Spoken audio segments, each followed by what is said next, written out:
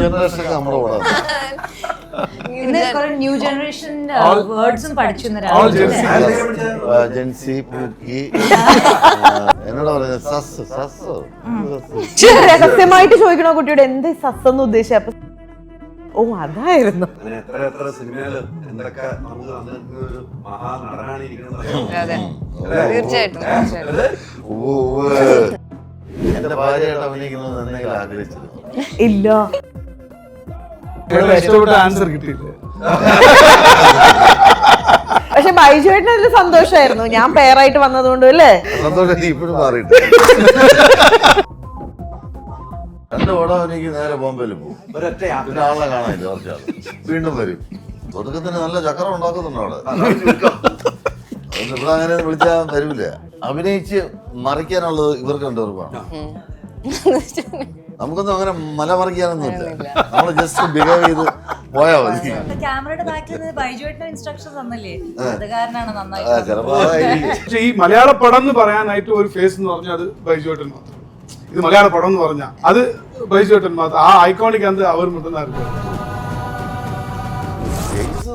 ഇപ്പോഴത്തെ പിള്ളേർ കുറച്ചുകൂടെ ഫ്രണ്ട്ലിയാണ് പിള്ളേരൊക്കെ. ഇപ്പൊ ഇവിടെ ഇരിക്കുന്നവരെല്ലാരും അവിടെ തമിഴിൽ വന്നുകൊണ്ടിരിക്കുക, ചെയ്തുകൊണ്ടിരിക്കുകയാണ്. സോ ഇത്ര കൊല്ലം ഇരുന്നിട്ട് ചേട്ടൻ ഈ ഒരു ലാംഗ്വേജിൽ മാത്രമേ ഉള്ളൂ, മാറ്റി പിടിച്ചിട്ടില്ല. സോ അതുകൊണ്ടാവും. നമസ്കാരം. പുത്തൻ സിനിമയുടെ വിശേഷങ്ങൾ പങ്കുവയ്ക്കാൻ 5 അതിഥികൾ, 5 പേർക്ക് സ്വാഗതം. പ്രത്യേകിച്ച് ബൈജുവേട്ടന് നമസ്കാരം. ഒരു ഉഷാറില്ല, പ്രശ്നം തുടങ്ങി ചെറുതായിട്ട് സൗണ്ട് വരെ മാറി. തൊണ്ടവേദന. എന്തായാലും ഒരു നല്ല സിനിമ വീണ്ടും വരുന്നു അല്ലേ? പപ്പേട്ടന്റെ സംവിധാനത്തിൽ ഒരു പോലീസ് വേഷം ഒത്തിരി ചെയ്തു. പപ്പേട്ടന്റെ ഇന്റർവ്യൂ കുറച്ച് മുമ്പ് എടുത്തു, പക്ഷെ അതിൽ നിന്നും മാറിയാണ് ബൈജുവിന്റെ പോലീസ് വേഷം എന്നാണ് പറഞ്ഞത്. ഇത് വളരെ സീരിയസ് ആയിട്ടുള്ളൊരു പോലീസ് ഓഫീസറാണ്.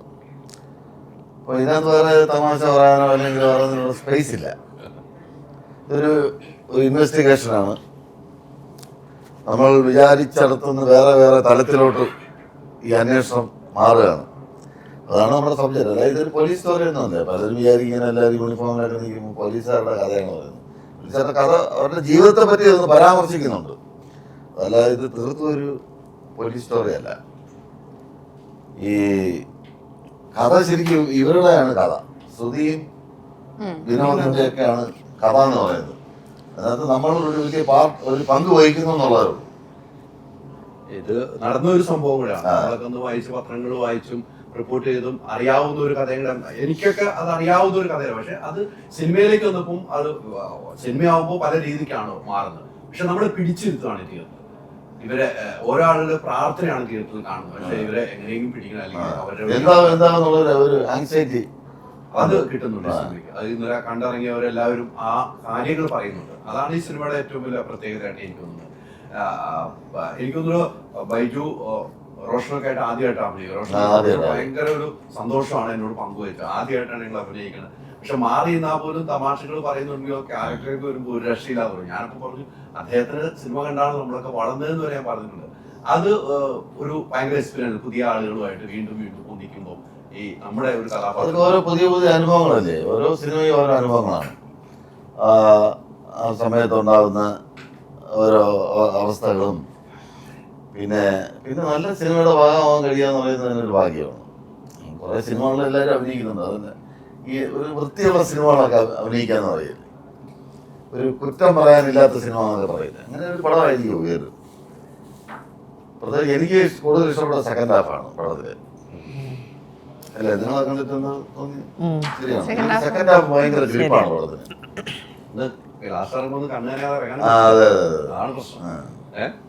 അങ്ങനെ ഇറങ്ങുമ്പോഴാണ് സിനിമയ്ക്ക് വലിയ സ്വീകാര്യത കിട്ടുന്നത്. തീർച്ചയായിട്ടും. അല്ല, വൈകാണ്ട് സത്യം പറഞ്ഞു. എനിക്ക് സെക്കൻഡ് ഹാഫ് ആന്ന് പറഞ്ഞു. ഓരോരുത്തർക്കും ഓരോ രീതിക്കായിരുന്നു. വൈകാണ്ട് നിങ്ങളിലൂടെയാണ് കഥ പോകുന്നതെന്ന് പറഞ്ഞു അല്ലേ? ഒന്നും പറയാനല്ലോ നിങ്ങളെ കുറിച്ച്. നമ്മൾ നേരിട്ട് ഇരുന്നിട്ടില്ല, ആദ്യമായിട്ട് ഇരിക്കുന്നത് അല്ലേ? ഒത്തിരി സന്തോഷമുള്ള, ഒത്തിരി ഇഷ്ടമുള്ള നടനാണ്.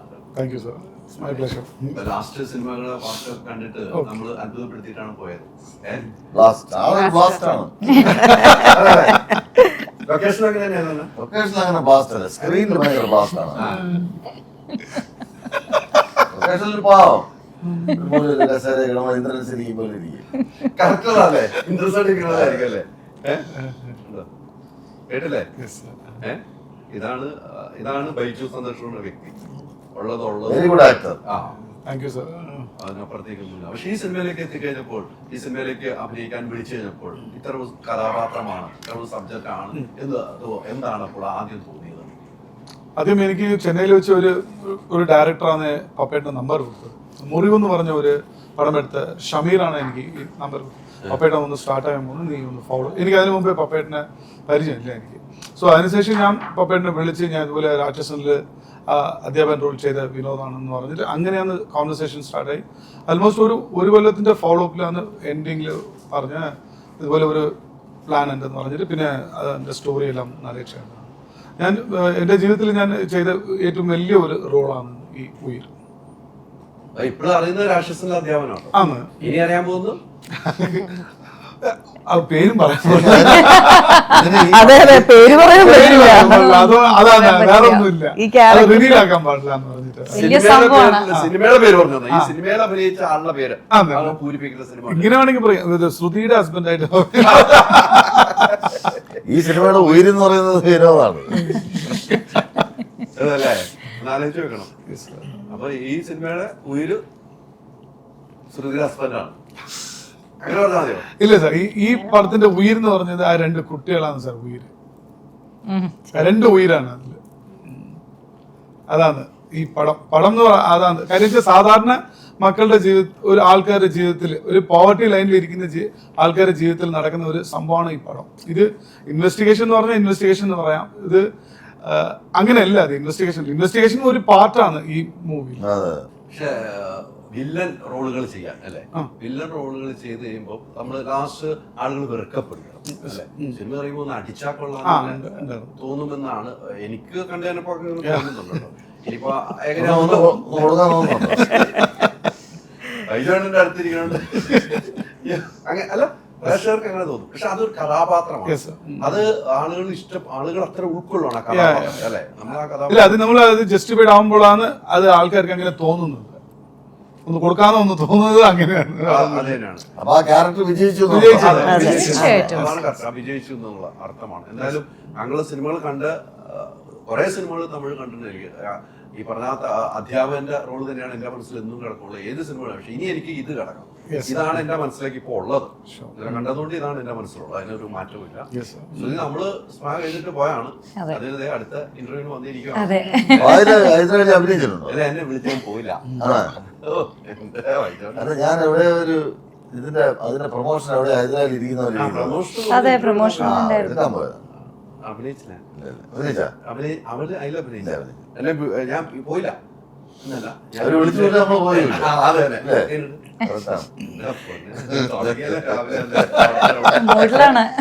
മൂഡിലാണെന്ന് പറയാം. നമ്മുടെ അടുത്തിരിക്കുമ്പോ ഞങ്ങൾ അങ്ങനെ ഞങ്ങൾ കൊടുക്കൽ വാങ്ങുള്ളൂ അല്ലെ അണ്ണാ. ശ്രുതി നല്ലൊരു വീണ്ടും വേറൊരു കഥാപാത്രമല്ല. പക്ഷെ ഈ പറഞ്ഞ പോലെ നിങ്ങളിലൂടെ യാത്ര ചെയ്യുവാണ് ഈ സിനിമ അല്ലെ. ഞാനൊക്കെ വായിച്ച അറിഞ്ഞ ആ കഥയാണ്, ആ പ്രശ്നങ്ങളാണ്. പക്ഷെ ആ ഒരു റോള് കൈകാര്യം ചെയ്യുമ്പോൾ വല്ലാത്തൊരു ഇമോഷനായിരുന്നു ചില സമയങ്ങളുണ്ടാകും അല്ലേ? തീർച്ചയായിട്ടും. പടം കാണുമ്പോൾ ഇത്തരത്തിൽ ഇൻസിഡൻസ് ശരിക്കും ഈ ലോകത്ത് നടക്കുന്നുണ്ട്. അതൊന്ന് അക്സെപ്റ്റ് ചെയ്യാൻ നമുക്കറിയാം, നമ്മൾ ന്യൂസ് വായിക്കും. പക്ഷെ അത് അക്സെപ്റ്റ് ചെയ്യാൻ ഇച്ചിരി ബുദ്ധിമുട്ടാണ്. അത് നമ്മൾ ആ ക്യാരക്ടറിനെ ശരിക്കും പഠിച്ചിട്ട് അതിൽ അഭിനയിച്ചിട്ട് പിന്നെ അത് കാണുമ്പോൾ ആ ശരിക്കും നടന്ന ആ ഒരു ശോഭയുടെ കഥ ശരിക്കും ഇത് നടന്നിട്ടുണ്ടെന്ന് അത് അക്സെപ്റ്റ് ചെയ്യാൻ കുറച്ച് ഡിഫിക്കൽട്ടാണ്, ബുദ്ധിമുട്ടാണ്. അപ്പോൾ I hope that I have done justice to the role. സ്പാലിന് it's like completely different.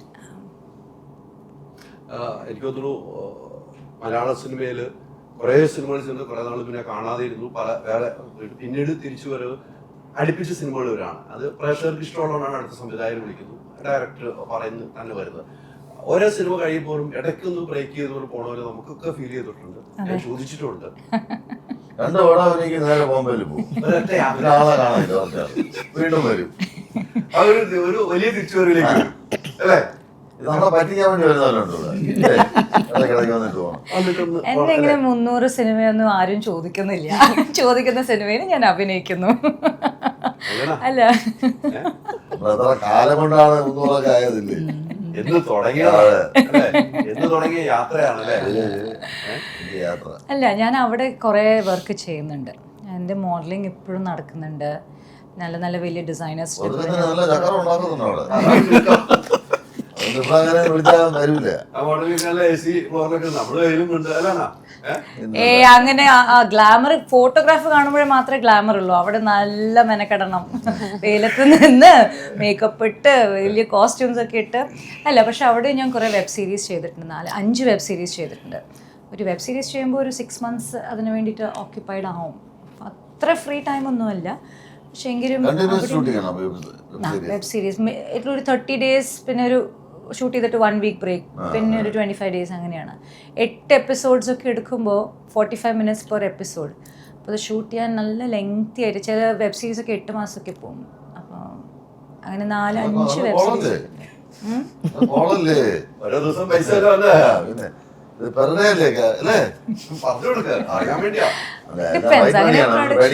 Production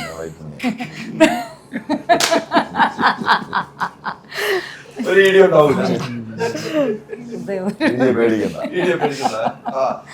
അതെ. അപ്പോൾ അങ്ങനെ നല്ല നല്ല ഓഫേഴ്സ് ഇവിടുന്ന് വന്നാൽ ഡെഫിനറ്റ്ലി ഞാൻ ടേക്കപ്പ് ചെയ്യും. തീർച്ചയായിട്ടും ഇത് കഴിയുമ്പോൾ വീണ്ടും അടുത്ത സിനിമയിലേക്ക് വരട്ടെ എന്ന് തന്നെയാണ് നമ്മൾ ആഗ്രഹിക്കുന്നത്. മോഹിനിയാട്ടം ഹിറ്റ് അടിച്ചതിന് ശേഷം വീണ്ടും വരുന്നു. ഹിറ്റിലേക്കുള്ള സിനിമയൊക്കെയാണ് നമ്മൾ റിലീസിന് വരുന്നത് അല്ലെ? മോഹിനിയാട്ടം അത്രമാത്രം ആളുകൾ പ്രേക്ഷകർ ഏറ്റെടുത്ത് പറയാതിരിക്കാൻ പറ്റില്ല. വീണ്ടും ഒരു സിനിമയിൽ വരുമ്പോൾ ഇതും പ്രേക്ഷകർക്ക് താല്പര്യമുള്ള സിനിമ. എനിക്ക് പറഞ്ഞ പോലെ കണ്ടു കഴിഞ്ഞപ്പോൾ ഇത് പ്രേക്ഷകരെ കുടുംബത്തോടുകൂടി, മക്കളുള്ള കുടുംബം, എല്ലാവർക്കും കുട്ടികളുണ്ട്, അവർക്ക് എല്ലാവർക്കും വേണ്ടിയുള്ള ഒരു സിനിമയായിട്ടാണ് വരുന്നത്. ഈ സിനിമയിലേക്കുള്ള വരവെങ്ങനെയായിരുന്നു?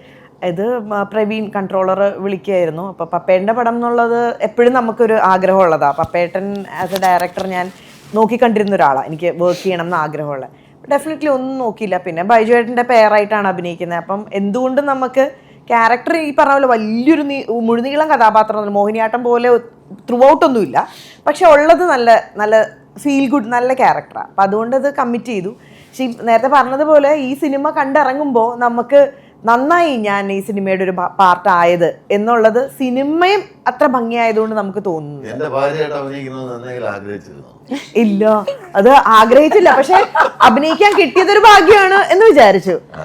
നമ്മൾ ആഗ്രഹിക്കുന്നില്ലല്ലോ, വിചാരിക്കുന്നില്ലല്ലോ ബൈജുവേട്ടന്റെ കൂടെ ഒരു പെയറായിട്ട് നമ്മൾ ആൻസർ കിട്ടിയില്ല. പക്ഷെ ബൈജുവേട്ടന് അതിൽ സന്തോഷമായിരുന്നു, ഞാൻ പെയറായിട്ട് വന്നതുകൊണ്ട് അല്ലേ, കുറച്ച് ഭയങ്കര സന്തോഷം.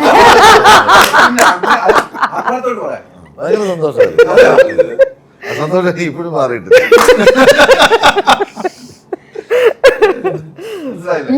പിന്നെ നമ്മള് അഭിനയിക്കാൻ ചെന്നപ്പോഴേ വിചാരിച്ചതാ ബൈജുവേട്ടന്റെ കൂടെയാണ്. തഗ് നമ്മൾ കുറെ കേട്ടിട്ടുണ്ടല്ലോ, എങ്ങനെ ഇരിക്കും. ഞാൻ ആദ്യമായിട്ട് സെറ്റിൽ വന്നപ്പോഴാണ് കാണുന്നത് ബൈജുവേട്ടനെ. പക്ഷെ ഭയങ്കര കംഫർട്ടബിൾ ആയിരുന്നു കേട്ടോ. ഇത് തന്നെയാണ് ആള് ത്രൂ ഔട്ട്. അപ്പൊ അതുകൊണ്ട് എനിക്ക് വലിയ ടെൻഷനൊന്നും ഉണ്ടായിരുന്നില്ല കൂടെ അഭിനയിക്കാൻ. ഞാൻ എന്റെ തനി രൂപം ഇറക്കിയിട്ടില്ല എന്നാണ്. എനിക്ക് ഇഷ്ടപ്പെട്ടു വിനോദിന്റെ ഇടപെടൽ കിട്ടിയില്ല. കറക്റ്റ് കൗണ്ടർ അവിടെ നിന്ന് വന്നു കേട്ടോ. ബൈജുവിന്റെ കൂടെയുള്ള കൗണ്ടറുകളുടെ ഒരു യാത്രയായിരിക്കും, അതിന് യാതൊരു മാറ്റമില്ല. പക്ഷെ ബൈജു എന്ന് പറയുന്ന ഒരു കഥാപാത്രം നമ്മൾ എത്രയോ സിനിമകൾ കണ്ടു. തീർച്ചയായിട്ടും അല്ലെ? ആ സിനിമകളിലെല്ലാം ഓരോ കഥാപാത്രത്തിനും അതിന്റെ മാറ്റങ്ങൾ കൊണ്ടുവരാൻ ശ്രമിക്കും. ചിലത് വിജയിക്കും, ചിലത് പരാജയപ്പെടും. മാറ്റം കൊണ്ടുവരാൻ ശ്രമിക്കാറുണ്ട്. ഇതിപ്പോ ഞാനിപ്പോ പറയായിരുന്നു, ഞങ്ങളുടെ ത്രൂ ഔട്ട് മൂവി ഭയങ്കര പല പല ഒരു ആംഗിളിൽ പോകുന്ന ഒരു സിനിമയാണിത്. പല രീതിയിലാണ് സിനിമ കാണുമ്പോൾ, പല ആളുകളും പല രീതിയിലാണ് ഈ സിനിമയെ കാണുന്നത്. ഞാൻ പറയാം, ഞങ്ങളുടെ കെമിസ്ട്രി ഒക്കെ നന്നായിട്ട് വർക്കായിട്ടുണ്ട്. എങ്ങനെ വരുന്ന നമ്മൾ സിനിമ കാണുമ്പോൾ ഡബ് ചെയ്യുമ്പോൾ പോലും നമുക്ക് അറിയില്ലല്ലോ ഇത് എങ്ങനെയാ വരികയെന്ന്. ഇപ്പം ബാക്ക്ഗ്രൗണ്ട് സ്കോറും എല്ലാം കൂടെ വരുമ്പോൾ ഭയങ്കര രസമായിട്ട് വന്നിട്ടുണ്ടല്ലേ എന്ന് ഞാൻ ചോദിക്കുമായിരുന്നു ബൈജേട്ടൻ്റെ അടുത്ത്. ഞങ്ങളുടെ കെമിസ്ട്രി ഒക്കെ പിന്നെ നന്നായിട്ടുണ്ടെന്ന് പറഞ്ഞു. അവിടെ ആൻസർ കിട്ടി കേട്ടോ. അവിടെ കറക്റ്റ് ആൻസർ അപ്പൊ തന്നെ കിട്ടി. കൊച്ചിതൊക്കെ കേട്ട് അത്ഭുതപ്പെട്ടിരിക്കും. സെറ്റിൽ ഇങ്ങനെ തന്നെയായിരുന്നല്ലോ. ബൈജുവിന്റെ അടുത്ത് ഒരു 5 മിനിറ്റ് എങ്ങനെ തന്നെയായിരുന്നു. കൂട്ടായിരുന്നു അല്ലേ? പക്ഷെ ഇത്തരം ഒരു സിനിമ, ഈ സിനിമ ഞാൻ പറഞ്ഞു നേരത്തെ ഭയങ്കര ഇമോഷണൽ ഉണ്ട് ഈ സിനിമയില്. താങ്കളുടെ റോള് കണ്ടു കഴിഞ്ഞപ്പോൾ നമുക്ക് തോന്നി, നമുക്കെല്ലാം ഒരു ഫീലാണല്ലോ ഈ സിനിമ. ഇത് ഇന്നലെ ഇരുന്ന് കണ്ടു കഴിഞ്ഞപ്പോൾ പ്രേക്ഷകരുടെ കൂടെയൊക്കെ നിങ്ങളൊക്കെ കൂടിയിരുന്നത് എന്തായിരുന്നു മനസ്സിൽ? എനിക്ക് ഭയങ്കര സന്തോഷമായി. ഞാൻ ആക്ച്വലി അങ്ങനെ ഒരു പോസിറ്റീവായിട്ടുള്ള ഒരു ക്യാരക്ടർ ചെയ്തിട്ടില്ല, ഒരു ഹോംലി ആയിട്ടൊരു ക്യാരക്ടർ ചെയ്തിട്ടില്ല. അപ്പൊ കൂടുതൽ ഒരു ഗ്രേ ഷെയ്ഡുള്ള ക്യാരക്ടേഴ്സാണ് ഇതുവരെ ചെയ്തിട്ടുള്ളത് ഫിലിംസിൽ. അപ്പൊ അത് വെച്ച് എനിക്ക് ഭയങ്കര ഹാപ്പി ആയിരുന്നു ഞാൻ സ്ക്രീനിൽ കണ്ടു കഴിഞ്ഞപ്പോഴത്തേക്കും. മൊത്തത്തിലൊരു സ്ക്രീനിൽ കാണാൻ കുറച്ചുകൂടെ വലിയ ആളാണ്. ഞാനത് പറയുമായിരുന്നു. സാറ് കണ്ണാടിയും അല്ല അതുമല്ല, ക്യാരക്ടർ ഭയങ്കര മെച്ചുവേർഡ് ആയി. അതുല്യ ചെയ്തപ്പോ അത് ആ ക്യാരക്ടർ ഭയങ്കര അതെ, ക്യാരക്ടർ അങ്ങനെയാണ്. അപ്പൊ അത് നന്നായി വന്നിട്ടുണ്ട്, നല്ല മെച്ചുവേർഡ് ആയിട്ട് വന്നിട്ടുണ്ട്. അതിലെ ചെയ്തു വെച്ചിട്ട് കഥാപാത്രം അതാണ് അതുലല്ലോ. ഇങ്ങനെ അല്ലായിരുന്നു, ഇങ്ങനെ ഒരു സംഭവം കയ്യിൽ കിട്ടുക. അല്ല, ഞാൻ ആക്ച്വലി എനിക്ക് അങ്ങനത്തെ ഒരു ക്യാരക്ടർ വേണമെന്ന്. ഞാൻ കൂടുതലും ഈ പറഞ്ഞ ഗ്രേ ഷെയ്ഡ്സ് ഉള്ള ക്യാരക്ടർ ചെയ്തിട്ട് എനിക്ക് പോസിറ്റീവായിട്ട് അല്ലെങ്കിൽ ഒരു ഹോംലി ആയിട്ട് ഒരു ക്യാരക്ടർ ചെയ്യണമെന്നുണ്ടായിരുന്നു. അപ്പൊ പത്മകുമാർ സാറിന്റെ പടത്തിൽ അങ്ങനെ ഒരു ആക്ച്വലി അതുല്യയുടെയും റോഷന്റെയും കെമിസ്ട്രിയും വളരെ നന്നായിട്ട്, വെരി ഫ്രണ്ട്സും ആണ്, പക്ഷേ പാർട്ട്നേഴ്സുമാണ്. നല്ലൊരു നല്ല അണ്ടർസ്റ്റാൻഡിങ്, ഒരു വളരെ മെച്ചുവേർഡ്, വളരെ കാം ആൻഡ് കമ്പോസ്ഡ് ആയൊരു റോഷൻ ഡൗൺ ആകുമ്പോൾ ഒരു സപ്പോർട്ടീവ് ആയിട്ട് ഇരിക്കുന്നത്, തുല്യയുടെ ഫേസ് തന്നെ സ്ക്രീനിൽ എൻട്രി ചെയ്യുമ്പോൾ ഭയങ്കര പോസിറ്റീവ് ആയിട്ട്, വെരി പ്രിറ്റി, സംസാരിക്കുന്നത് കൺവിൻസിംഗ് ആയിട്ട് ഇരിക്കുന്ന പോലെ ഉണ്ടാവും. ഷീ വാസ് ജസ്റ്റ് ഹെർസെൽഫ്, അല്ലേ? Very nice. അല്ല, ഈ കഥാപാത്രം ഒരു പക്വതയുള്ള കഥാപാത്രം. അതെ, പക്വതയുള്ള ഒരു കഥാപാത്രം തീരെ പക്വതയില്ലാത്ത ഒരാൾ ചെയ്താൽ എങ്ങനെ ഇരിക്കും? പക്ഷെ നന്നായിരുന്നു. ഡെലിവർ ആയല്ലോ, ഉദ്ദേശിച്ചതാണ്. അതെ, നല്ല പോലെ ഡെലിവർ ആയി. നന്നായിട്ട് തന്നെ ചെയ്തിട്ടുണ്ട്. ഞങ്ങൾ ഇതിനു മുമ്പ് കണ്ട കഥാപാത്രങ്ങളെല്ലാം ചെയ്തു വെച്ചിട്ടുണ്ട്. അപ്പൊ ആ ഒരു കെമിസ്ട്രി ഉള്ള സംഭവം അല്ല, നന്നായിട്ട് തന്നെ ഉണ്ട് എന്ന കാര്യത്തിൽ കഴുകുക. ഇവരുടെ ഇത്രയും കൂടുതൽ വലിയ ആർട്ടിസ്റ്റുകളൂടെ അല്ലെ അവിടെ അഭിനയിക്കുന്നത്. ഇവരൊക്കെ നമ്മൾ കാണുമ്പോൾ നമ്മൾ സിനിമയിൽ കണ്ട ഫെയിമിൽ കണ്ട ആളുകളൊക്കെയാണ്. ഇവരെ നേരിട്ട് കാണുമ്പോൾ ഉണ്ടാകുന്ന ഒരു സന്തോഷം, അനുഭവം, ക്യാമറ വെക്കുമ്പോഴൊക്കെ ഉള്ളൊരു ഭയം ഉണ്ടായിരുന്നു ഇവരോടായിട്ട് കോമ്പിനേഷൻ ചെയ്യുമ്പോൾ? ഇല്ല, അങ്ങനെ കുറച്ച് ഫിലിംസ് ചെയ്തതിന്റെ ഒരു പരിചയമുണ്ട്. പിന്നെ എല്ലാവരോടും ഞാൻ പോയി സംസാരിക്കും ആദ്യം തന്നെ. അപ്പൊ എനിക്ക് അങ്ങനെ ഒരു ഓക്വേർഡ്നെസ് ഇല്ല പൊതുവെ. പിന്നെ സാറിന്റെ ഭയങ്കര ഫാനാണ് ഞാൻ എന്റെ ഫ്രണ്ട്സും. അപ്പം സാറിന്റെ എപ്പോഴും അതെ, നമ്മളിരുന്ന് ന്യൂ ജനറേഷൻ വേർഡ്സും പഠിച്ചു.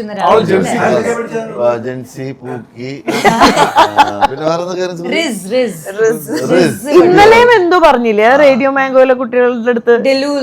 വേറെ എന്തൊക്കെയോ ഇന്നലെയും പഠിച്ചു ഏതാണ്ട്. അതെ, രഹസ്യമായിട്ട് ചോദിക്കണോ കുട്ടിയോട് എന്ത് സസ് എന്ന് ഉദ്ദേശിച്ചത്? അപ്പൊ സസ്പീഷ്യസ് ആണ്. ഓ, അതായിരുന്നു. പഠിച്ചു, ജെൻസിയായി. ശ്രുതിയുടെ ക്ലാസ് ഉണ്ടായിരുന്നു. ഇന്റർവ്യൂവിൽ പിള്ളേർ ചോദിക്കുന്നതാണ്. രക്ഷപ്പെട്ടിരിക്കുകയാണ് ഇപ്പൊ അല്ലെ? എനിക്ക് പറഞ്ഞു കൂട്ടുകാരൊക്കെ.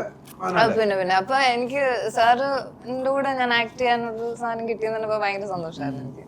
നമ്മളിരുന്ന് ഇടയ്ക്കിടയ്ക്ക് കാണും സാറിന്റെ തഗ്സ്, കോമഡി, അങ്ങനത്തെ പറഞ്ഞ ഇടയ്ക്കിടയ്ക്ക് ബിഞ്ച് വാച്ച് ചെയ്യുമല്ലോ ഇടയ്ക്കിരുന്ന്. അപ്പൊ അതിലെപ്പോഴും കാണാറുണ്ട്. സിനിമയല്ല, കൂടുതലും കുറച്ച് ഇന്റർവ്യൂസിന്റെ അതിന്റെ ഒക്കെയാണ് ഇപ്പൊ ഇറങ്ങിയേക്കുന്നത്, റീൽസ് ഫോർമാറ്റിലുള്ളത്. ഫിലിം പിന്നെ സാർ ചൈൽഡ് ആർട്ടിസ്റ്റ് ആയിട്ട് വന്നിട്ടുള്ള ഫിലിംസ് തൊട്ട് നമ്മൾ കണ്ടിട്ടുണ്ട്. ഞാൻ കുറച്ചുകൂടി വലുതായിട്ടാ കണ്ടത്. പിന്നീട് കാണും. അതെ, പിന്നീട് അങ്ങനെ എത്ര സിനിമയില് എന്തൊക്കെ നമുക്ക് തന്നിരിക്കുന്ന ഒരു മഹാനടനാണ് ഇരിക്കണം.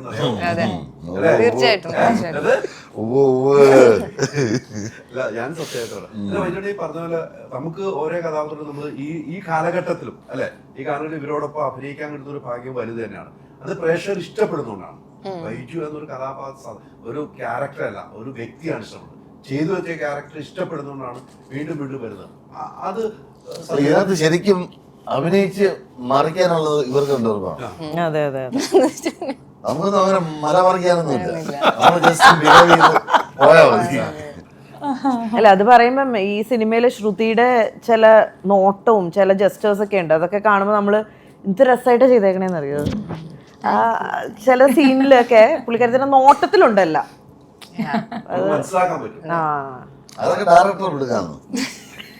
അതെ, പിന്നെ ക്യാമറയുടെ ബാക്കിൽ നിന്ന് ബൈജുവേട്ടന് ഇൻസ്ട്രക്ഷൻ തന്നില്ലേ, അത് കാരണമാണ് നന്നായിട്ട് ശ്രുതി എല്ലാം പഠിച്ചിട്ടാ നിങ്ങള് അത് ഇനി മലയാളത്തിൽ പിന്നെ പേരുറപ്പിക്കാൻ തീരുമാനിച്ചു കഴിഞ്ഞു. ഇവിടുത്തെ അഭ്യാസങ്ങളൊക്കെ പഠിച്ചിട്ടുണ്ട്. ആരെന്ത് പറഞ്ഞ ഇങ്ങനെ പറയണമെന്നും ശ്രുതി പഠിച്ചു വെച്ചിട്ടുണ്ട്. അത് ഉറപ്പാണ്. ഈ സിനിമയിലെ കഥാപാത്രം നിങ്ങൾ പോലീസ് തന്നെയാണ്. ഈ സിനിമയിലെ കഥാപാത്രം ASI ജോയ് ഒരു പക്വത ഉള്ള ഒരു കഥാപാത്രമായിട്ടാണ് ഞാൻ കണ്ടത്. അതെ, പ്രൊബേഷൻ SI ആയിട്ടുള്ള റോഷൻ മാത്യുവിന്റെ കൂടെ ഈ അന്വേഷണത്തിൽ മുഴുനീളം പങ്കെടുക്കുന്ന ആദ്യം റോഷൻ വന്ന് ഗ്രാമത്തിൽ വന്ന് പെട്ടു. അതിൽ നിന്നാണല്ലോ പിന്നീടാണല്ലോ താങ്കൾ വന്ന് എന്നും SI ആവണമെന്ന് ആഗ്രഹിക്കുന്ന റോഷന്റെ മുകളിലേക്ക് ഒരാൾ വരുവാണ്. നമ്മള് പോലീസ് ഒത്തിരി വ്യക്തിബന്ധങ്ങളുണ്ടാകും, പോലീസായിട്ട് ഒത്തിരി പരിചയങ്ങളുണ്ടാകും. ഇവരുടെ ജീവിതവും നമ്മുടെ ഈ കഥാപാത്രമായിട്ട് ഒന്ന് നമ്മൾ ചിന്തിച്ചിട്ടുണ്ടോ? ഇവര് ഇങ്ങനെയാണല്ലോ ഞാൻ പൊതുവെ എല്ലാം ഒബ്സർവ് ചെയ്യുന്ന കൂട്ടത്തിലുള്ള ആളാണ്. അപ്പൊ നമ്മള് പല SIമാരെയും ഒബ്സർവ് ചെയ്തിട്ടുണ്ട്. ASIമാരുടെ രീതികൾ എങ്ങനെ, ഒരു കോൺസ്റ്റബിളിന്റെ രീതി എങ്ങനെ, ഇതൊക്കെ ഒബ്സർവ് ചെയ്ത് വെക്കാറുണ്ട്. അപ്പം എവിടെയെങ്കിലും ഒരു സ്ഥലത്ത് കിട്ടുമ്പോൾ എപ്പോഴെങ്കിലും ഒരാളെ പണ്ട് കണ്ട ഒരാളെ റിലേറ്റ് ചെയ്യും. അത് അങ്ങനെ അത് ചെയ്യും. ഓരോ സിനിമയ്ക്കും അങ്ങനെ തന്നെയായിരിക്കും. അല്ല, അങ്ങനെയൊന്നുമില്ല. ചിലതിന് ഈ ഒരു രീതികളുണ്ടല്ലോ. ഒരു ASI ആയിട്ടിരിക്കുന്ന ഒരു സ്റ്റേഷനിൽ പലതും പല രീതിയാണെങ്കിലും ഒരു ജനറായിട്ടുള്ള രീതി ഉണ്ടല്ലോ. അപ്പൊ അത് മനസ്സിലാക്കി വെക്കുക എന്താണ്. ഒരു തന്മയുള്ളവരുണ്ടാകാം അല്ലെ? അങ്ങനെ രണ്ട് രീതികളായിരിക്കുമല്ലോ പോലീസ് എന്നുള്ളത് അല്ലെ? ഇപ്പൊ നമുക്ക് ഡോക്ടറായിട്ട് അഭിനയിക്കാനായിട്ട് MBBS പാസ്സാവേണ്ട കാര്യമില്ല, ഒന്നുമില്ല. ഇതെല്ലാം ഒബ്സർവേഷൻ ആണ്. എന്ന് പറഞ്ഞ പോലെ ഒരു ആക്ടർ എപ്പോഴും ഒബ്സർവ് ചെയ്യണം. ഭയങ്കര സെൻസിറ്റീവ് ആയിട്ടുള്ള ക്യാരക്ടറാ സാറിന്റെ. ഒരു സെൻസിറ്റിവിറ്റി ഉണ്ട് ക്യാരക്ടറിന്. അപ്പൊ അത് കാണിക്കുന്നുണ്ട് ഇടയ്ക്കിടയ്ക്ക്, വളരെ സട്ടിലായിട്ട്, നല്ല രസമായിട്ട് കേട്ടിട്ടുണ്ട്. സാർ അത് ചെയ്യുമ്പോ നമുക്ക് അങ്ങനെ തോന്നിയില്ല. ഞാൻ സ്ക്രീനിൽ കണ്ടപ്പോ ചേച്ചി ഇങ്ങനത്തെ എല്ലാം ഇട്ടിട്ടുണ്ടല്ലോ എന്ന് കുറച്ച് ചെറിയ അതെ. ഇല്ല, ഉള്ളത് ചെറുതായിട്ടാണെങ്കിലും ആളുകളൊന്നും ചിരിപ്പിക്കുന്നുണ്ട്. ആളുകളൊന്നും ചിരിപ്പിക്കുന്നുണ്ട്. ഞാൻ പറഞ്ഞില്ലേ നേരത്തെ ഇന്റർവ്യൂല് പറഞ്ഞതാണ്. ആ പോർഷനിൽ അത് കോമഡിക്കായ യാതൊരു സ്പേസും ഇല്ല. ഞാൻ ഭയങ്കര ഫീലായിട്ട് പറഞ്ഞുകൊണ്ടിരിക്കും എന്റെ സ്റ്റോറിന്. എനിക്ക് കൊഞ്ചം കുടിക്കുന്ന പഴക്കം ഇருக்கு സാർ. ഇങ്ങനെ ഈ മൂഡിലാണ്. ശരിയാ, പെട്ടെന്ന് സാർ മൂഞ്ചി പത്താല് തെരിയത്. അവിടെയൊക്കെ അത്യാവശ്യം ചിരി നന്നായിട്ട് വരികയും ചെയ്തു. അതിന്റെ മുഖം കണ്ടാ അല്ല, അങ്ങനത്തെ കൗണ്ടറുകൾ ചെയ്യാനും അത് സ്ക്രിപ്റ്റിലില്ല. ഇല്ല, എന്റെ പപ്പേട്ട പറഞ്ഞു. അതുകൊണ്ടാ പറഞ്ഞു, അങ്ങനെ കൗണ്ടറുകൾ ചെയ്യുമ്പോഴും അത് കറക്റ്റ് ആയിട്ട് ആളുകൾക്ക് ചിരിക്കാനും ഒന്ന് കൈയടിക്കാനും കിട്ടുന്ന ഒരു അവസരം കൂടെ നമ്മൾ ഇത്രയും ഇമോഷണൽ ഇരിക്കുമ്പോഴാണ് ആ സംഭവം പറയണമെന്ന് ആലോചിക്കണം. അത് ജോയിന്ന് പോയിട്ടുമില്ല, ജോയിൽ നിന്നോണ്ട് തന്നെയാണ് അത് പറയുന്നത്. അതെ, അതാണ് അതൊരു ബൈജുവേട്ടന്റെ ഇച്ചിരി ആ സർക്കാസം ജോയിലും വന്ന് അതെ കാണാൻ. ഇത് തന്നെയാണ് എല്ലാവർക്കും പറയാനുള്ളത്. ഇതാണ് പറയുന്നത്. തമിഴ് ഒത്തിരി സിനിമകൾ അല്ലെ, തമിഴിലാണല്ലോ ആ പ്രഷർ ഏറ്റവും കൂടുതൽ. അത് മലയാളത്തിൽ വരുമ്പോൾ ഇഷ്ടപ്പെടുകയാണ്. ജനഗണയിലൊക്കെ ഉള്ള സീനൊക്കെ നമുക്ക് ഓർക്കുമ്പോൾ തന്നെ അത്ഭുതപ്പെടുത്തുന്ന കുറെ സീനുകളാണ്. ഈ മലയാള സിനിമയിലും തമിഴിലും വരുമ്പോൾ ഉള്ള ഒരു താങ്കളൊരു എന്താണ്, ഇവിടെ വരുമ്പോൾ ഒരു യാത്ര ഉണ്ടാവും മലയാള സിനിമയും തമിഴും. ഇവിടെ വരുമ്പോൾ ഉണ്ടാവുന്ന ഒരു താളം എന്താണ്, ഒരു പ്രതീക്ഷ എന്താണ്? ഇല്ല സാർ, ആ മീറ്ററിൽ ഞാൻ അവിടെ പെർഫോം ചെയ്തുകൊണ്ടാണ് ഇവിടെ ഞാൻ വന്നത്. മനസ്സിലാവും. സെയിം മീറ്ററാണ് ഞാൻ ഇവിടെ ചെയ്തുകൊണ്ടിരിക്കുന്നത്. ഇവിടെ എന്താ വെച്ചാൽ ഇവിടെ കുറച്ച് ഇന്റൻസീവായിട്ട് നിറയെ സബ്ജക്റ്റ് ഉണ്ട്. കാര്യം വെച്ചാൽ ഒരു സബ്ജക്റ്റ് അവർ പറയുമ്പോൾ തന്നെ, അവർ എഴുതുമ്പോൾ തന്നെ, ഇപ്പോൾ ജനഗണമന ചെയ്യുമ്പോൾ തന്നെ ഷാരിസ് പറഞ്ഞാണ്, ഞാൻ നിങ്ങളെ ഒന്ന് തിയേറ്ററിൽ വെച്ച് അവിടെ കണ്ടതാണ്. അപ്പോൾ ഞാൻ വിചാരിച്ചത് ഞാനൊരു പടം ചെയ്യുമ്പോൾ നിങ്ങൾ തീർച്ചയായിട്ടും റിക്രൂട്ട് ചെയ്യണം എന്ന് പറഞ്ഞിട്ടാണ് ഞാൻ വാശി പിടിച്ചാണ് ആ വിക്ടർ എന്ന് പറഞ്ഞ ഒരു ഏജന്റ് ചെയ്തതെന്ന് പറഞ്ഞത്. സോ അതുപോലെയാണ് ഓരോ ഇതിലും കിട്ടുന്നത്. അതേപോലെ സൗദി വെള്ളക്കായാലും ഞാൻ ഒരു മജിസ്ട്രേറ്റ് ആയിട്ട് ചെയ്തിട്ടുണ്ട്. പിന്നെ നായാട്ടിലും അങ്ങനെയാണ് ചെയ്തത്. നായാട്ടിലും ഒരു തമിഴ്നായിട്ടാണ് ചെയ്തത്. ഇതിൽ ഞാനും ശ്രുതിയും തമിഴാണ് സംസാരിക്കുന്നത് ഈ മൂവിയിൽ. സോ അപ്പോ എടുക്കുന്നത് അങ്ങനെ വെച്ചാൽ രണ്ടും വലിയ വ്യത്യാസമില്ല ഒന്നുമായിട്ട് എനിക്ക് അങ്ങനെ ഫീൽ ചെയ്യുന്നില്ല. ലാംഗ്വേജ് മാറും, അത്രേ ഉള്ളൂ. മലയാളം നന്നായിട്ട് അറിയുന്ന ആൾക്കൂടെ ആയിട്ട് കുഴപ്പം വരുന്നില്ല അല്ലേ? മലയാളം പറയുന്നത് മനസ്സിലാവുന്നുണ്ട്. മലയാളം പറയുന്നത് മനസ്സിലാവും. എനിക്ക് വായിക്കാൻ അറിയത്തില്ല ആക്ച്വലി. ഈ ബൈജുവിനൊന്നും വായിക്കാനൊന്നും സഹായിച്ചില്ല അവിടെ ലൊക്കേഷനിൽ. സാധാരണ ബൈജുവിനെല്ലാം പറഞ്ഞു വരുന്ന മലയാളം നന്നായിട്ട് ഹാൻഡിൽ അറിയാം അല്ലേ? പറ്റും. പിന്നെ മലയാളം പഠിക്കാനാണ് ഏറ്റവും പ്രയാസം. ശരിയാണ്, മലയാളം പഠിക്കാനാണ് ഏറ്റവും പ്രയാസം അല്ലേ? എല്ലാവർക്കും പുതിയതായിട്ട് ഒരു ലാംഗ്വേജ് എപ്പോഴും പ്രയാസമാണ്. ഇപ്പൊ ഞാൻ തെലുങ്ക് ചെയ്തുകൊണ്ടിരിക്കുക, അതും പ്രയാസമാണ്. തെലുങ്ക് ഒരു രക്ഷയില്ല. തെലുങ്ക് ഇന്നലെ ഒരു ഡയലോഗ് കാണാൻ പഠിച്ചിട്ട് പറഞ്ഞില്ല. ഇന്നലെ ഞാൻ തെലുങ്കിൽ തന്നെ ഒരു 5 പടം ചെയ്തിട്ടുണ്ട്. ഇപ്പോ ഞാൻ കറന്റ്ലി രണബാലി എന്ന് പറഞ്ഞ ഒരു പടം ചെയ്തുകൊണ്ടിരിക്കുന്നത്. വിജയ് ദേവർകൊണ്ട, രാഷ്മിക, രാഹുൽ സങ്കൃത്യൻ എന്ന സംവിധായകൻ, ശ്യാം സിംഗാറായ ഒരു പടം കണ്ടിട്ടുണ്ടെന്ന് എനിക്കറിയാം. ആ പടം ചെയ്യുന്നത്. സോ അതിലാണ് ഒരു പ്രൈം കാസ്റ്റാണ് ചെയ്യുന്നത്. മിക്കവാറും അതിൽ തെലുങ്ക് ഡയലോഗ്, ഒരു തെലുങ്ക് ഡയലോഗ് ഒന്ന് പറയൂ. ഇങ്ങനെ പറഞ്ഞില്ലേ? മാ ഊർ കൊച്ചി സിറ്റുവേഷൻ പറഞ്ഞിട്ട് പറയണം, എങ്കിലേ മനസ്സിലാവും. അതിലൊരു ചീത്ത കണ്ടിച്ചിട്ട് അത് വേണം.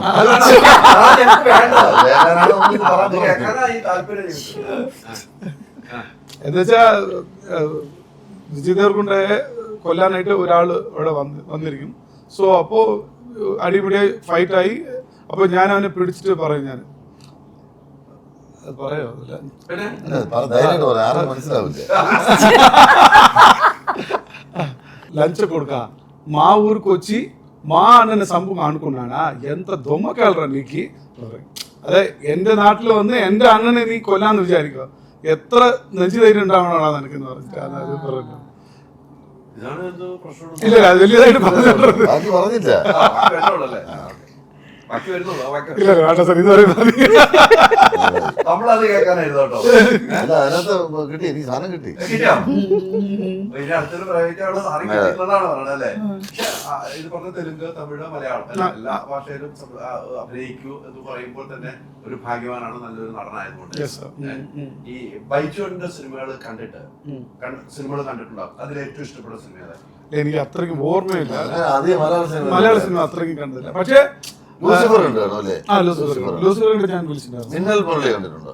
മിന്നൽ മുരളി. ഈ പടങ്ങളാണ് കൂടുതലും ഒരു ക്രീമില്, അതോ വിന്റേജ് മൂവി ആയിട്ട് നമ്മളത് അത്രയ്ക്കും മലയാളം പഴയ ഫിലിംസ് കുറച്ച് അവിടെ ഇരുന്ന് അവിടുത്തെ അപ്ഡേറ്റ് ഉണ്ട്, ഇവിടുത്തെ അപ്ഡേറ്റ് കുറച്ച് കുറവാണ്. ആക്ച്വലി ഈ പടം എന്ന് പറഞ്ഞാൽ ഇപ്പൊ ഈ ഞങ്ങളെല്ലാരും എല്ലാ കാസ്റ്റിംഗ് പുതിയതാണ്, റോഷൻ ആർട്ടിസ്റ്റ് എല്ലാവരും. പക്ഷെ ഈ മലയാള പടം എന്ന് പറയാനായിട്ട് ഒരു ഫേസ് എന്ന് പറഞ്ഞാൽ അത് ബൈജുവേട്ടൻ മാത്രമേ. ഇത് മലയാള പടം എന്ന് പറഞ്ഞാൽ അത് ബൈജുവേട്ടൻ മാത്രം. ആ ഐക്കോണിക് അത് അവർ മുട്ടുന്ന ആർക്കായിരുന്നു. നമ്മള് ഇങ്ങനെ നമുക്ക് വൈൻഡപ്പിൽ വെക്കാം. നിങ്ങൾക്ക് 4 പേർക്കും ഒരൊറ്റ ചോദ്യം ബൈജുവിനോട് ചോദിക്കാം. ബൈജുവിന് ഒറ്റ ഉത്തരം തരും. ആദ്യം ഇവിടുന്ന് ഒരു ചോദ്യം ബൈജുവിനോട് ചോദിച്ചു, ഇഷ്ടമുള്ള ചോദ്യം ചോദിക്കാം. ബൈജുവിന് കൃത്യമായിട്ട് മറുപടി തരും. ചോദ്യം പെട്ടെന്ന് ഞാൻ ചോദിക്കാം സാർ, ചേട്ടൻ എന്തിനാ അതർ ലാംഗ്വേജിൽ പോയി ചെയ്യാത്ത? ഞാൻ തന്നെ എടുക്കേണ്ടി വരും. ആരെങ്കിലും വിളിക്കട്ടെ, വിളിച്ചാലല്ലേ പോകാൻ പറ്റുള്ളൂ. ഇല്ല, ഇത്ര കൊല്ലായിട്ട് എന്നെ തമിഴിൽ അഭിനയിപ്പിക്കും എന്ന് പറഞ്ഞിരിക്കുകയാണ് വിനോദ്. എന്നാ പിന്നെ റെഡിയാണ്. വിനോദ് അതിനുവേണ്ടി ശ്രമിക്കുകയാണ്. അപ്പൊ ആ ചോദ്യവും ഉത്തരവും എല്ലാം ഉണ്ട് സാർ. കാര്യം എന്താ വെച്ചാൽ ഇത്ര കാലങ്ങൾ ഇരുന്ന ഒരു ഇപ്പൊ ഇവിടെ ഇരിക്കുന്നവരെല്ലാരും അവിടെ തമിഴിൽ വന്നുകൊണ്ടിരിക്കുക, ചെയ്തോണ്ടിരിക്കുക. സലീമേട്ടൻ വരെ അവിടെ വന്ന് ചെയ്തിട്ടുണ്ട്, മരിയാനില് സലീം കുമാർ ചെയ്തിട്ടുണ്ട്. സോ ഇത്ര കൊല്ലം ഇരുന്നിട്ട് ചേട്ടൻ ഈ ഒരു ലാംഗ്വേജിൽ മാത്രമേ ഉള്ളൂ മാറ്റി പിടിച്ചിട്ടില്ല. സോ അതുകൊണ്ടാവും.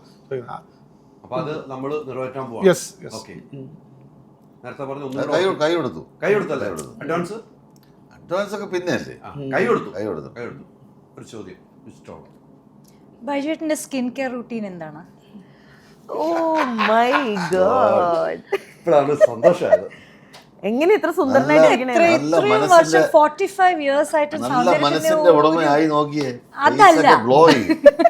അതല്ല വേറെന്താണ്? ജന്മന എങ്ങനെ ഭയങ്കര ശരിക്കും ഞാൻ പറയും, ഞാൻ ഇന്നലെയും ചോദിച്ചില്ലേ സ്കിൻ കെയർ എന്താണെന്ന്. ഞാൻ ഒന്നും ചെയ്യാറില്ല. ആ സൗന്ദര്യത്തിൽ ഒരു മാറ്റമൊന്നുമില്ല അല്ലേ? ഒരു തരത്തിലുള്ള മേക്കപ്പോ കാര്യങ്ങളോ ഒന്നും. സിനിമയിൽ കുറച്ച് അത്യാവശ്യം ഇടുന്നുള്ളതല്ലാതെ ലൈഫിൽ ഒരു മേക്കപ്പും ഇല്ല, ഒന്നുമില്ല. കുറെ നാളുകളായിട്ട് ഇങ്ങനെ തന്നെയാ കാണുന്നത്. ഇങ്ങനെ തന്നെയാണ്. കയ്യിലിരിപ്പൊക്കെ മോശമാണ്, എന്നിട്ടും ഇരിക്കുന്നുണ്ടോ?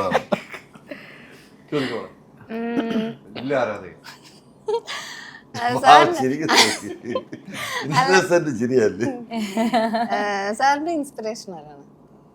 സാർ ഇങ്ങനെ ആകാനുള്ള ഒരു ഇൻസ്പിറേഷൻ എന്തെങ്കിലും ഉണ്ടോ? എനിക്ക് അങ്ങനെ ഇൻസ്പിറേഷൻ ഒന്നും ഉണ്ടായിട്ടില്ല. കാരണം എന്താ വെച്ചാൽ ഞാൻ അത് അങ്ങനെ സെൽഫ് ഇൻസ്പയർഡ് അല്ല. ഞാൻ അങ്ങനെ ഇൻസ്പയർ ആവുന്നതിന് മുമ്പേ തന്നെ സിനിമയിൽ വന്ന ഒരാളാണ്. At the age of 12. അങ്ങനെ എനിക്ക് അങ്ങനെ ഒരു ഇൻസ്പിറേഷൻ ഒന്നും തോന്നിയിട്ടില്ല. അപ്പൊ ആ സമയം തൊട്ട് ഫിലിം തന്നെയാണ് ഇഷ്ടപ്പെട്ടിട്ടുള്ളത്, വേറെ ഒന്നും എന്തായാലും ഇവിടെ വന്ന് വക്കീലാണോന്ന് തോന്നിയിട്ടില്ല? ഒന്നുമില്ല. ഒരുപാട് വായിച്ച് പഠിക്കുകയൊക്കെ ഉണ്ട്. ബുദ്ധിമുട്ടാണ്. എനിക്ക് പുസ്തകം തുറക്കുന്നത് ഇഷ്ടമല്ല. ബൈജുവേട്ടൻ ഇപ്പം പറഞ്ഞില്ലേ 7 വയസ്സ് മുതലേ അഭിനയിക്കും, 12 വയസ്സ് മുതൽ. അപ്പോൾ അന്നത്തെ ഡയറക്ടേഴ്സിൻ്റെയും കൂടെയും ഇന്നത്തെ പുതിയ ന്യൂജൻ എന്ന് പറയുന്ന ഡയറക്ടേഴ്സിൻ്റെയും കൂടെയും വർക്ക് ചെയ്തിട്ടുണ്ട്. അപ്പോൾ ആ ഒരു ഡിഫറൻസ് എന്താണ്? അവരുടെ ഡയറക്ഷനിൽ എന്തെങ്കിലും ചേഞ്ചസ് ഉണ്ടോ അതോ? ചേഞ്ചസ് അതിപ്പോൾ ഓരോ ഡയറക്ടേഴ്സും ഓരോ തരത്തിലല്ലേ അതെ. ഓരോ സിനിമയും കാണുന്നത്. ചേഞ്ചസ് എന്ന് പറഞ്ഞാൽ വേറെ ഇപ്പോഴത്തെ പിള്ളേർ കുറച്ചുകൂടെ ഫ്രണ്ട്ലിയാണ് ഡയറക്ടേഴ്സ് പിള്ളേരൊക്കെ. പണ്ടെന്ന് പറഞ്ഞാൽ നമുക്ക് അങ്ങനെ ഒരു ആക്സസ് കുറവാണ് ഡയറക്ടറിൻ്റെ അടുത്ത് പോയി നമ്മളൊരു അഭിപ്രായം പറയാനും ഒക്കെ കുറവാണ്. അതാണ് ഇപ്പോൾ നമുക്ക് പിള്ളേരുടെ അടുത്ത് എന്ത് വേണമെങ്കിലും പറയാം. തോളത്ത് കൈയിട്ട് അങ്ങനെ ചെയ്തൂടെ ഇങ്ങനെ ചെയ്തൂടെ എന്നൊക്കെ പറഞ്ഞ് ഭയങ്കര ഫ്രണ്ട്ലി ആയിട്ടുള്ളൊരു അപ്രോച്ചാണ്. പണ്ടങ്ങനെയല്ല. അന്ന് ഡയറക്ടർ എന്ന് പറയുന്ന ഒരാളിനൊരു സ്ഥാനമുണ്ട്. നമ്മളെന്തെങ്കിലും ചെന്ന് പറയാനൊക്കെ ഒന്ന് മടിക്കും. അതാണ് ഒരു വ്യത്യാസം. അതുപോലെ കോ ആർട്ടിസ്റ്റുകളാണ് എപ്പോഴും നല്ലത്. അന്ന് കൂടെ അഭിനയിക്കുന്നവരും ഇന്ന് ഇപ്പോഴത്തെ പിള്ളേര് ഇപ്പൊ ഈ യങ്സ്റ്റേഴ്സ് എന്ന് പറയുന്ന ആ കാറ്റഗറിയിലുള്ളവരുടെ കൂടെ അഭിനയിക്കുമ്പോൾ എന്തെങ്കിലും ഡിഫറൻസ് ഉണ്ടോ പണ്ടത്തെ ആളുകളുടെ കൂടെ അഭിനയിക്കുന്നതും ഇതും തമ്മിൽ? ഇപ്പോഴത്തെ പിള്ളേരെന്ന് പറയുമ്പോൾ ഹായ് പിന്നെ പോകുന്നത് ബായ്.